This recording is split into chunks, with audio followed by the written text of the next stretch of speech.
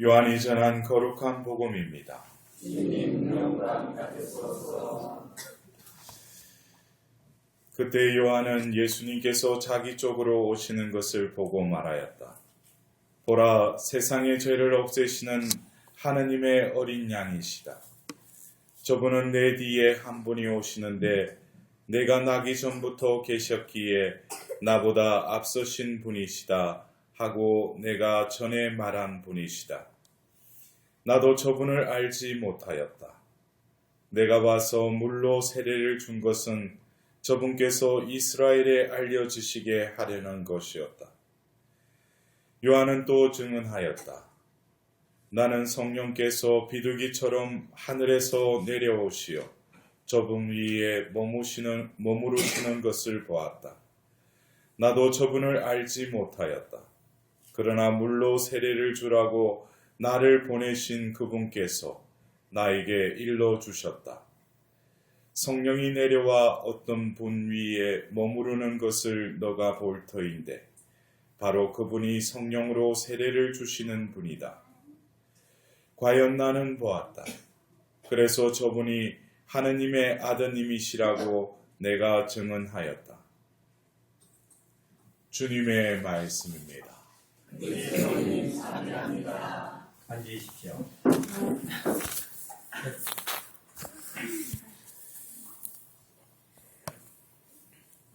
날씨가 춥죠? 근데 여기 안에 계시면 별로 못 느끼시잖아요. 또 새로운 분들이 오신 거 보니까 이거를 기뻐해야 될지, 또 보이는 분들이 또 안 보이면 또 뭐예요? 다행인지 서운한 건지. 여러분들, 우리가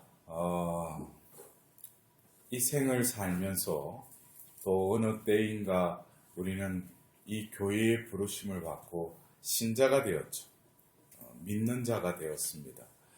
그래서 우리 교회에서는 여러 가지 삶의 그 형태가 있는데 우리 신자들에게는 또 이 전례 시기라는 거, 이것을 우리가 한 해를 살면서 세상 사람들은 이 원리대로 살지 않지만 우리는 하느님께서 이 교회를 통해서 당신의 그 뜻과 당신의 그 계획과 더불어서 그것을 이룰 수 있는 은총을 우리에게 베풀어 주시는데 그 은총을 그 시기에 맞닿게끔, 그래서 이 대림 시기로 시작해서 그리스도 왕 대축일로 마감하는 이 한 해는 우리 신자들에게는 이 시기에 걸맞는 또 교회에서 우리에게 들려주는 이 하느님 말씀과 또 더불어서 그 시기에 우리는 그 은총을 받아 누릴 때 이 한 해는 하느님께서 우리와 함께 계심을 우리는 느낄 수가 있는 거예요. 또 살아갈 수 있는 거죠. 우리가 이 연중 시기, 오늘 연중 제2주일을 이렇게 맞이하고 또 여느 해와 더불어 연중 시기를 지내고 있어요. 우리가 연중 시기라는 이 의미, 다른 의미보다도 어쩌면 이 사제가 그 녹색 그 제2 또 영대를 이렇게 하고 있지 않습니까? 우리 녹색이라면 어떤 생명을 또 상징하지 않아요? 그죠?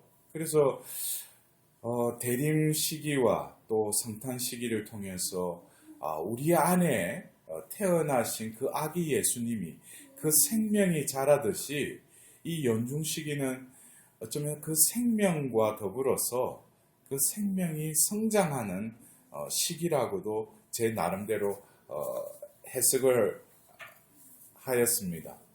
여러분들, 우리가 그 성장하는 거,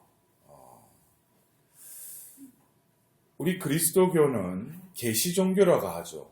계시라는 것은 우리가 신을 여러 가지 뭐 세상에서 자신들이 믿는 신을 상정하지만 우리 그리스도교는 바로 우리가 하느님을 알았던 게 아니라 하느님이 당신을 계시하신 거예요.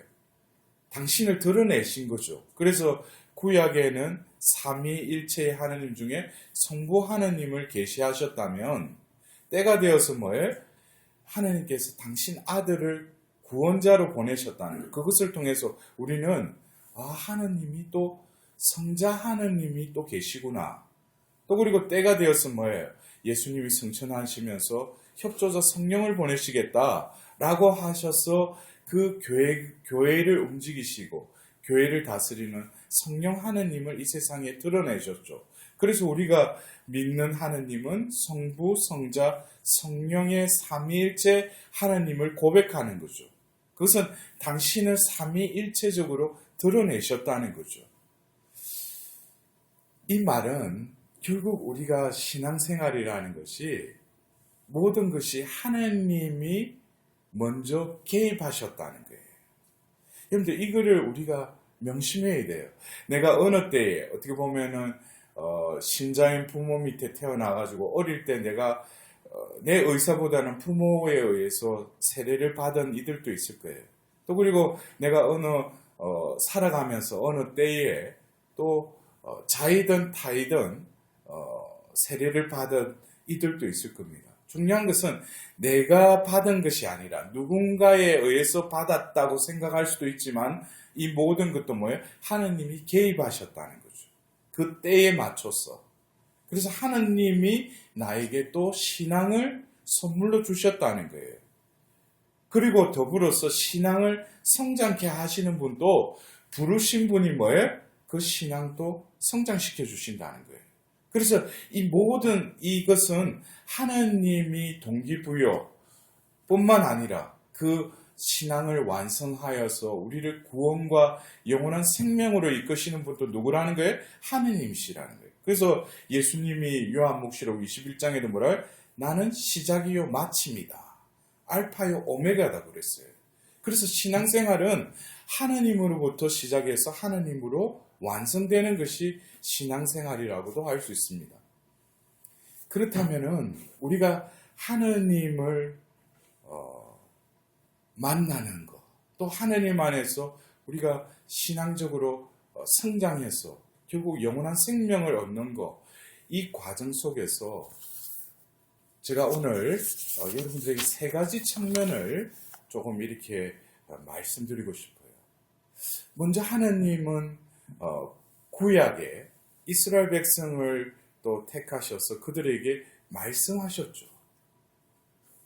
그래서 우리는 먼저 하느님의 그 현존을 느끼기 위해서는 들어야 돼요. 하느님 말씀을 들어야 된다는 거예요. 그러면은 우리가 오늘 일독서에 이사야서가 선포가 됐어요. 그 주님의 종의 노래를 우리는 들었죠. 그렇죠? 그 다음에 그 들음을 통해서 하느님의 때가 되어서 이 세상에 그 주님의 종인 예수님을 보내셨죠. 그래서 오늘 우리는 복음을 통해서 요한 세례자의 그 바라보았음을 우리는 또한 보아야 돼요. 그래서 그 요한 세례자가 뭐라고 그래? 과연 나는 보았다 그랬어요. 구약에 들었던 그 예언자의 말씀이 이 세상에 강생하셔서 육을 취하시고 그리고 그것을 어떻게 보았다는 거예요. 그러나 그 보험에서 끝날 것이 아니라 바로 오늘 이 독서의 그 사도 바오로는 바로 하나님의 뜻에 따라 그리스도 예수님의 사도로 부르심을 받은 바오로라고 자신을 소개하고 있어요. 다마스쿠스로 가는 그 과정 속에서 예수님을 만났고 들었고 또 이제 그 듣고 바라본 그 예수님을 이제는 어떻게 증언하는 거죠. 그래서 우리는 이 신앙의 3단계 들음과 본과 그 다음에 증언 이것이 결국엔 뭐겠어요? 우리 신앙생활이라는 거예요. 그래서 우리는 먼저 기도를 한다는 것은 내가 원하는 것을 구하는 것도 기도이기도 하지만 하느님은 이미 내가 입에 채워 올리기 전에도 뭐예요? 내가 원하는 것을 알고 계신다 모르신다? 말들은 잘해요. 그러면은 우리는 또 신앙의 어머니인 성모님께서 카나의 혼인잔치에서 뭐라고 하셨어요? 포도주가 떨어졌을 때 누구보다도 먼저 그 상황 속에서 가장 필요한 것을 성모님이 알고 계셨죠. 그래서 뭐예요? 포도주가 떨어졌구나 그랬어요. 예수님께 구하시죠. 그래서 우리가 성모님께 기도할 때도 뭐예요? 성모님 이거 덜어주세요. 이거 덜어주세요. 카렌다에 동글뱅이 치고 뭐예요? 27일 동안 뭐 또 기도한다고 그러지 않아도 성모님도 이미 알고 계셔요. 내가 원하는 것보다도 더 좋은 것, 더 필요로 하는 것을 이미 알고 계신다는 거예요. 그러면은 우리가 기도를 할 때 먼저 뭐예요? 들어야 돼요. 하나님, 내가 지금 현실적으로 이런 어려움이 있어요. 또 우리 가정에 이런 게 필요해요. 나에게도 지금 뭔가 이런 문제들이 있어요. 그것이 현실적으로 있다고 하더라도 먼저 뭐예요? 들으려고 해야 돼요. 하나님은 나에게 더 필요한 것, 더 좋은 것을 예비하고 계시다는 거예요. 왜냐하면 신앙생활 역시 뭐예요? 내가 시작한 것이 아니라 하나님이 나를 초대하셨다는 것을 우리는 명심해야 돼요. 그리고 신앙 역시 뭐예요? 선물이에요. 아무런 대가성 없이 내 노력 없이 그냥 하나님이 거저 주신 것이 신앙이기 때문에 하나님으로부터 시작을 해야 돼요. 그래서 하나님 말씀을 들어야 돼요. 그러나 처음에는 들리지 않아요. 무슨 소리가 들리지도 않아요. 그러나 들으려고 하는 그 자세에 머물러 있으면은 우리 이성적인 귀가 듣는 것도 있지만 영적인 귀는 뭐예요? 언어 형식이 아니라도 어떤 들음을 들어요. 그리고 그것을 이해하지 못하더라도 들음의 시간이 지나고 나서 이제 뭐예요? 봄의 시간으로 넘어가야죠. 우리는 일상생활을 하면서 나에게 들려주신 그 말씀을 하나님께서는 어떻게 하신다고요? 이루어 주셔요. 여러분들 이것이 신비예요. 이것은 눈으로 꼭 기적이나 눈의 변화가 아니라도 세월이 지나면은 이런 들음과 봄을 본다는 것이 내가 어떤 외부에 일어나는 것을 확인하는 차원이 아니라 이 본다는 것은 하나님께서 들려주신 그 말씀을 어떻게 이루어 주심을 나는 다시금 그 상황 속에서 내가 노출이 된다는 거죠. 그래서 오늘 그 요한 세례자도 그러지 않습니까? 나도 그분을 알지 못했다고 그랬어요. 근데 성령께서 그에게 뭐예요? 저분이 어떤 분이시다. 또 그리고 성령이 내려와서 어떤 분위에 머무르신 걸 너가 볼 터인데 바로 그분이 성령으로 세례를 주시는 분이다. 먼저 뭐예요? 들었죠. 들었고 보니까 어느 날 예수님이 다가오셨어요. 그리고 성령이 임하시면서 하늘이 열리고 그에게 임하는 걸 보고 그분이 바로 누구라는 거예요? 아, 그분이 바로 구약의 예언된 그분이시구나. 그걸 보았다 그랬어요. 근데 그 봄에서 이제는 어떻게 돼요? 한 단계 더 나아가서 그래서 저분이 하느님의 아드님이시라고 내가 증언하였다. 여러분들 들을 때 보면 제가 경상도래에서 발음이 정언 이게 의사 이게 발음이 잘 안 돼요.